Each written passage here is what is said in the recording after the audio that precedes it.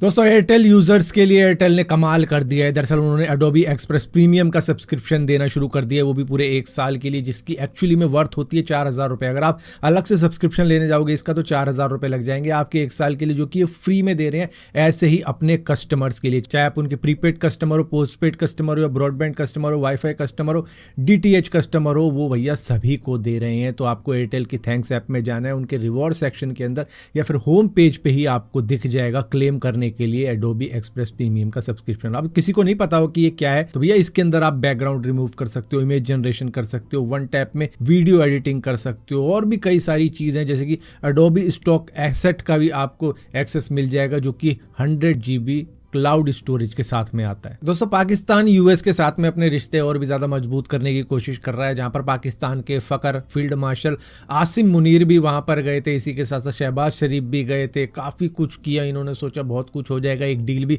शायद साइन की है जिसके अंदर पेट्रोल निकालने की कोशिश की जाएगी, या कह लो क्रूड ऑयल निकालने की कोशिश की जाएगी पाकिस्तान की जमीन से यूएस के द्वारा, और जो निकलेगा उसमें से इनका भी हिस्सा रहेगा यूएस वालों का। लेकिन यहाँ पर पाकिस्तान को एम्बेरस करके रख दिया है सारी दुनिया के सामने यूएस ने। दरअसल यूएस ने एक ट्रैवल एडवाइजरी जारी करी है जिसके अंदर अपने सिटीजन्स को पाकिस्तान जाने से मना किया है कि भैया वहां जाने से पहले 2 बार सोच लेना, वहां पर आप सेफ नहीं हो, वहां पर रिस्क है जान का, जिसकी वजह से पाकिस्तान के अंदर जाना आपके लिए मुसीबत बन सकता है। तो इस तरीके की एम्बेरसमेंट झेलनी पड़ रही है पाकिस्तान को, जहां पर पाकिस्तान इंटरनेशनली ये प्रूव करने की कोशिश कर रहा है कि हमारी कंट्री के अंदर आओ, हमारी कंट्री सेफ है, यहाँ पर कोई भी दिक्कत नहीं है। वहीं पर यूएस की ट्रैवल एडवाइजरी के अंदर साफ साफ कह दिया है कि हमारे सिटीजन्स को खतरा है पाकिस्तान के अंदर, अगर वहां पर जाते हो तो भैया काफी ज्यादा रिस्की हो जाएगा। तो इससे पाकिस्तान की इंटरनेशनल एम्बेरसमेंट कर दी है यूएस ने। मतलब यूएस ने अगर अपने सिटीजन्स को कह दिया कि भैया पाकिस्तान में जाना दिक्कत भरा है, खतरनाक है, तो बाकी की कंट्रियां क्या कहेंगी? यही कहेंगी भैया जब यूएस नहीं भेज रहा तो हम क्यों जा रहे हैं,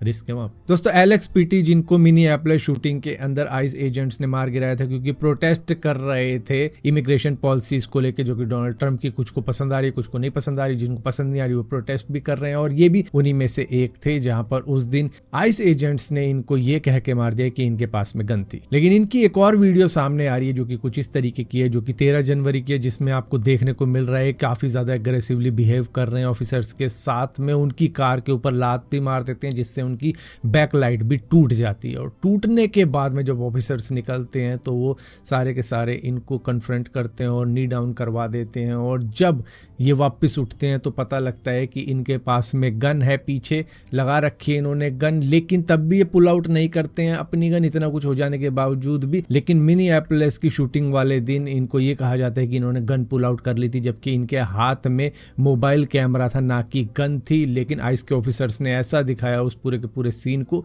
कि इनके पास में गन थी, इसी वजह से हमने मार दिया। लेकिन ना इस दिन इन्होंने गन पुल आउट करी थी, ना उस दिन गन पुल आउट करी थी। सारे वहाँ के जो विटनेस है वो यही कह रहे हैं, जो उस प्रोटेस्ट में शामिल हुए थे। उन्होंने कहा था इनके पास में सिर्फ एक मोबाइल था और गन इनके पास में वैलिड लाइसेंस वाली थी, और ये हमेशा उसको कैरी करके रखते हैं। इस दिन भी कैरी कर रखी थी, और जिस दिन उन्होंने कार का बैकलाइट तोड़ा था उस दिन भी कैरी कर रखी थी। तो ठीक है, इनका नेचर अग्रेसिव रहा होगा, लेकिन इन्होंने गन पुल आउट नहीं करी थी। तो जिस तरीके से जस्टिफाई किया जा रहा है इनकी किलिंग को, वो बिल्कुल ही गलत बताई जा रही है इस वीडियो को देखने के बाद में। दोस्तों मुंबई के अंदर एक फ्लाईओवर बनाया है MMRDA ने, जिसको देखकर आप शौक में पड़ जाओगे और चक्कर खा के गिरोगे 2 बार, क्योंकि ये 2 लेन का फ्लाईओवर बना दिया है 4 लेन के फ्लाईओवर को, जो कि एक तरीके से वर्ल्ड बिगेस्ट बॉटल नेक है कि 4 लेन का ट्रैफिक तो भेज दिया और आगे जाके 2 लेन है। तो इस चीज को देखकर तो भाई कोई राज मिस्त्री जो कि आपके घर में सिर्फ प्लस्तर करने आया होगा वो भी बता देगा कि भाई इसको अच्छे तरीके से मर्ज भी किया जा सकता था, जिससे कि ट्रैफिक स्मूथली 4 लेन से 2 लेन में जा सकता था। लेकिन ये जिस तरीके का शार्प कॉर्नर बनाया है ना, उस पे तो भैया लोग टकराएंगे जा जाके, अगर उन्होंने अपनी स्पीड कंट्रोल नहीं की। क्योंकि अगर रात में कोई ज्यादा ड्रिंक करके चलाता है तो भैया उसका एक्सीडेंट तो नॉर्मल रोड पे हो जाता है, और यहाँ पे तो सीधा लगता है फ्लाईओवर से नीचे ही गिरेगा, जिस तरीके से डिजाइन किया गया है। तो एक तरीके से इनको यमराज की फोटो बना देनी चाहिए कि भैया यहीं से जाएगी लोगों की जान। और इसी के साथ साथ जिस तरीके की इसकी शेप दे रखी है ना, ये बैट नुमा शेप बना रखी है, इसको MMRDA का फ्लाईओवर कम सचिन तेंदुलकर फ्लाईओवर ज्यादा कह देना चाहिए, क्योंकि जिस तरीके की बैट की शेप बनाई है तो फिर ये उन्हीं को डेडिकेटेड कर दो कि आपके लिए ही बनाया गया है। लेकिन MMRDA कह रहा है कि भैया ये तो हमने 2 लेन का बना दिया है, लेकिन आगे चल के जब अप्रूवल मिल जाएगा ना तो हम इसको 4 लेन का बना देंगे। 4 लेन का कैसे बनाओगे? थोड़ी बहुत गणित तो हमें भी आती होगी। तुमने जब उसके अंदर बीम ही उतना लंबा नहीं दिया, बीम ही छोटा दिया है, तो तुम उसको 4 लेन का वापस कैसे बना दोगे? मतलब कि पूरा तोड़ोगे, फिर से उसके अंदर बीम डालोगे, 4 लेन जितनी यहाँ पर बड़ी है उतनी वहां आगे डालोगे। कुछ समझ नहीं आ रहा है किस तरीके का डिजाइन बनाया गया है। शायद बिहार के इंजीनियर्स को बुलाया गया था यहाँ पर काम करने के लिए कि आप भी कुछ बिहार में जिस तरीके के मुजस्समे बनाए जाते हैं यहाँ भी बना दीजिए। ये मेरा फ्रेंड है जो आज हमको मिला है। ये हमको पढ़ने का बहुत रील मोटिवेशन भेजता था और ये 30 साल का हो गया है, 30 साल का हो गया है और आज ये डोमिनोज वाला बन चुका है। तो इस वीडियो के अंदर ये महिला अपने दोस्त का मजाक उड़ा रही है जो कि आज पिज्जा डिलीवरी करता है। उसको बोल रही है कि ये 30 साल का हो चुका है, हम पहले दोस्त हुआ करते थे, ये हमको मोटिवेशनल रील भेजता था पढ़ो लिखो इस तरीके की, और आज ये डोमिनोज वाला बन चुका है। कैसा लग रहा है तुमको डोमिनोज वाला बन के? इस तरीके से उसको मॉक किया जा रहा है, इस तरीके से उसका मजाक उड़ाया जा रहा है, इस तरीके से कहा जा रहा है कि देख तू उस जमाने में रील भेजता था ना, देख आज तेरी क्या कंडीशन और हम कहाँ पर हैं। कैसा फील कर रहे हो डोमिनोज वाले बनके? बहुत अच्छा है ना? ये लड़की इस लड़के को अपना दोस्त बताती है, लेकिन कहीं से भी दोस्ती लग नहीं रही है, क्योंकि अगर दोस्ती होती तो शायद आज से 10 साल पहले पूछ लिया होता कि तुम कौन से कॉलेज में ज्वाइन हुए हो। क्या पता वो कॉलेज ज्वाइन ही ना हुआ हो, क्या पता उसकी फैमिली की जिम्मेदारी उसके ऊपर अर्ली एज में ही आ चुकी हो, जिसकी वजह से रिस्पॉन्सिबिलिटी के बोझ में वो अपने ड्रीम को मार कर आज पिज्ज़ा डिलीवरी कर रहा है। और उस वक्त भी कुछ इसी तरीके का काम किया करता होगा, क्योंकि कॉलेज के लिए भी पैसा चाहिए होता है और वो पैसा इसके पास होगा नहीं उस टाइम पे, जिसकी वजह से आज इसकी सिचुएशन ये है। कन्याएं मिल गई हो गया। अच्छा सही है, ठीक है, सबको ही वीडियो भेजेंगे तुम्हारा।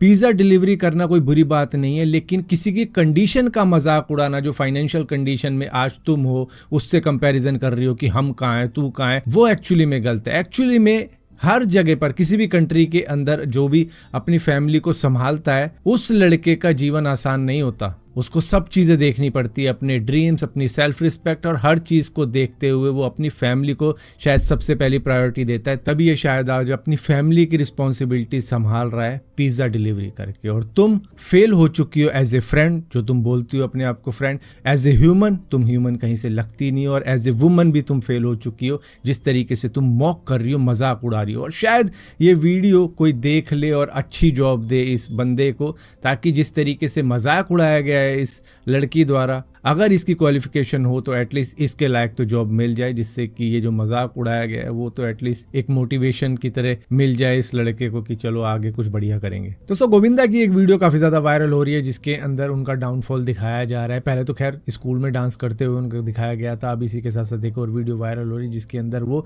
Hyundai की औरा के अंदर जा रहे हैं, जो कि 8-10 लाख रुपए की कार होती है। तो लोग कह रहे हैं कि भैया अब इनको टैक्सी में घूमना पड़ रहा है, इनकी ये फाइनेंशियल कंडीशन हो चुकी है। लेकिन पता नहीं क्यों लोगों को इतना ज्यादा बुरा लगता है जब कोई एक्टर टैक्सी के अंदर जा रहा होता है। इस तरीके से तो वरुण धवन मुंबई मेट्रो में घूम रहे थे, कोई उनको रिकॉग्नाइज नहीं कर रहा था, कोई उसके ऊपर तो वीडियो नहीं बना रहा है, लेकिन गोविंदा जी के ऊपर बना रहा है क्योंकि ये फिल्मों के अंदर नहीं आ रहे। मैं बता देता हूँ कि एक कहावत है कि जब समुद्र पीछे हटता है तब भी गुड्डो गुड्डो पानी छोड़ देता है, मतलब घुटनों तक का पानी छोड़ देता है जब पीछे हटता है। तो गोविंदा जी की जो कंडीशन आप दिखा रहे हो, वो किसी इवेंट के अंदर गए थे और ये ऑर्गेनाइजर की गलती है कि उन्होंने इस तरीके से उनके लिए टैक्सी करी है, ना कि उनके पास तो मेकअप बॉय भी है और शायद उनका मैनेजर भी है वो लंबा सा, जो कि उनके साथ में जा रहा है। और रही बात गोविंदा की फाइनेंशियल कंडीशन की, तो आप देख रहे हो इस औरा को, लेकिन पिछले साल ही गोविंदा जी ने BMW 530 Li M सीरीज खरीदी है, जो कि 80 लाख रुपए की। और गोविंदा जी की अगर कलेक्शन की बात करोगे कारों की, उनके पास में टोयोटा की फॉर्च्यूनर भी है जो कि 40 से 50 लाख रुपए की आती है, उनके पास में एंडेवर भी है जो कि 35 से 50 लाख की आती है, उनके पास में मर्सिडीज C220D भी है जो कि 60 लाख प्लस है, उनके पास में मर्सिडीज GLC भी है जो कि 64 लाख रुपए की, और लेटेस्ट एडिशन जो कि उन्होंने पिछले साल ही अपनी कलेक्शन के अंदर ऐड करी है BMW 530 Li M स्पोर्ट्स, जो कि ऑलमोस्ट 80 लाख रुपए की है।